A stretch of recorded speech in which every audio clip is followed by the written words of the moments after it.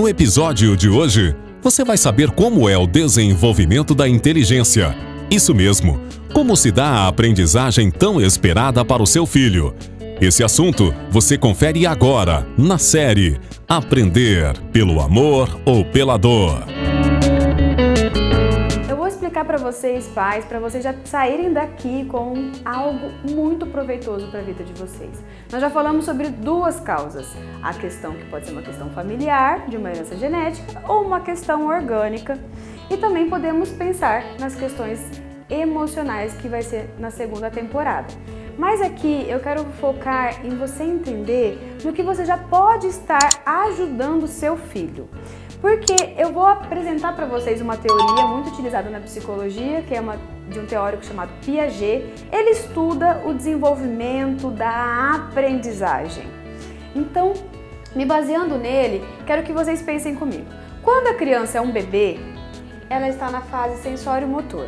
Por isso que ela tem que ser bem estimulada, com bastante brinquedos e você interagindo com ela, porque ali é a base do movimento de aprendizagem.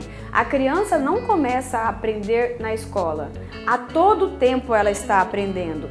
E principalmente nessa fase, a criança, ela nos imita, ela é o nosso espelho.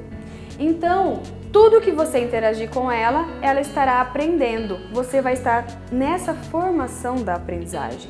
Algumas pessoas não se atentam a isso, deixa a criança muito sozinha, não estimula ela, ou até mesmo, em alguns casos, estimula até demais. A criança fica agitada, irritadiça. Se ela está agitada e irritadiça, você já está sabendo que ela está numa hiperestimulação. E logo quando ela vai para a escolinha, o que é estimulado nela? É estimulada essa fase pré-operatória. O que é isso? O que é uma operação?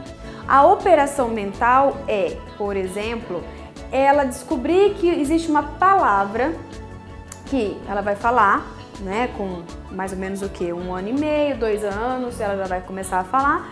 Ela vai descobrir que ela pode apontar para uma bolinha e falar assim, bola.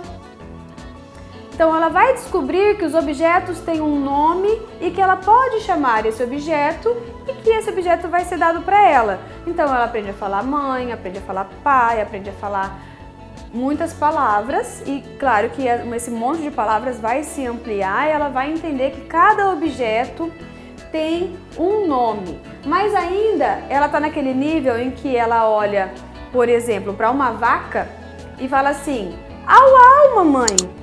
Por quê? Porque ela aprendeu que um animal de 4 patas, o primeiro animal que ela conheceu, é um cachorro. Então ela associa todos os outros animais de 4 patas com o au-au. Percebe? Então ela está aqui no nível pré-operatório. Quando ela vai subindo uma escada, porque a inteligência ela não é uma risca que vai daqui até lá.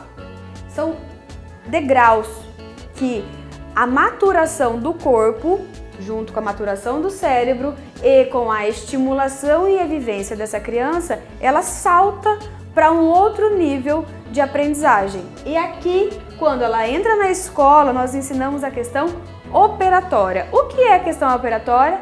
Escrever.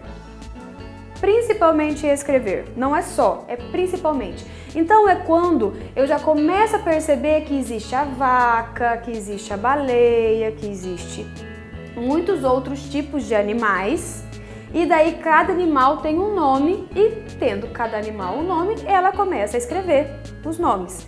Então aquela velha função, né, do primeiro ano e segundo ano de alfabetizar e fazer a criança tirar o nome que ela já sabe falar para uma maneira escrita e conseguir ler, por exemplo, casa escrito e saber que isso se refere a uma imagem de uma casa real.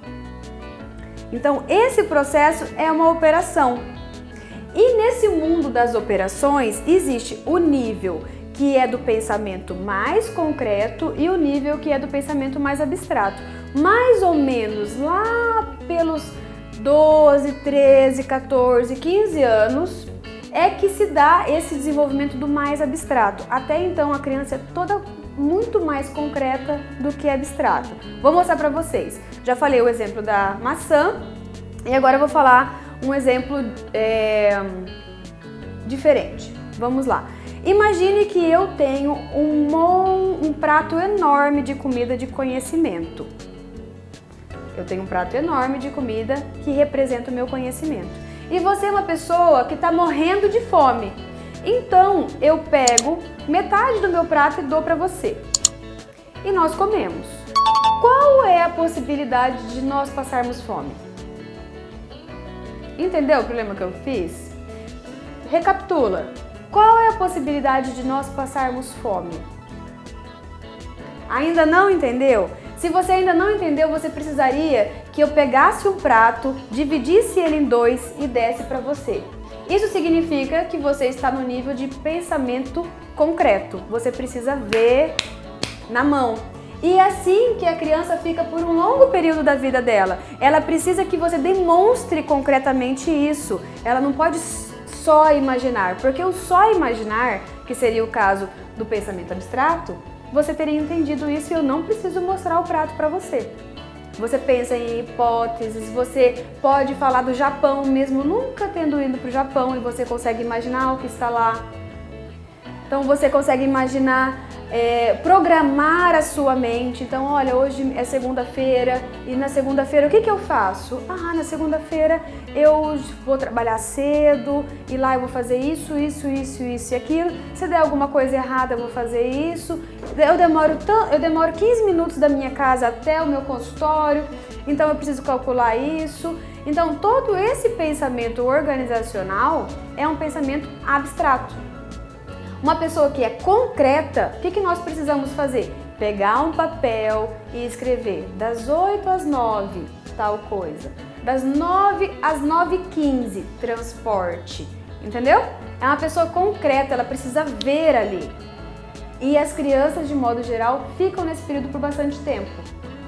A criança com dificuldade de aprendizagem, ela utiliza bastante disso, de muita coisa concreta para ajudar ela. A pessoa que tem um QI inferior, né, as deficiências intelectuais, também, às vezes elas não chegam nesses outros níveis, porque o tempo não significa a aprendizagem.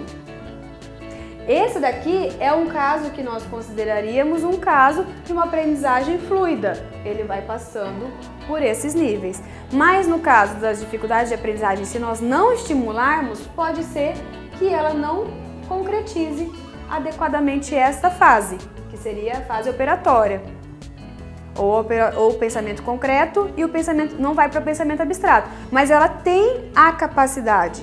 A questão é manter a estimulação.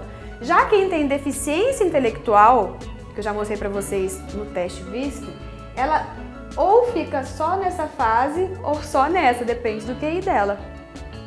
Quando o QI é muito baixo, ela não consegue avançar em sua aprendizagem.